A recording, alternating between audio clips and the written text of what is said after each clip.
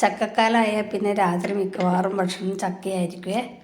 എനിക്കിന്ന് ചക്കയും അതിൻ്റെ കൂടെ കഴിക്കാൻ മീൻകറിയാണ്, മത്തിക്കറി. പണ്ടൊക്കെ നമ്മുടെ കുട്ടിക്കാലത്തൊക്കെ കഞ്ഞീൻ്റെ കറിയായിരുന്നു ചക്ക അല്ലേ. നല്ല വെള്ളക്കഞ്ഞിയും ചക്ക വേവിച്ചതും ഒരു പൊടിവുണ്ടാവും, എന്തെങ്കിലും ഒരു പൊടി, ഉള്ളിയും മുളകൊക്കെ പൊടിച്ചത്.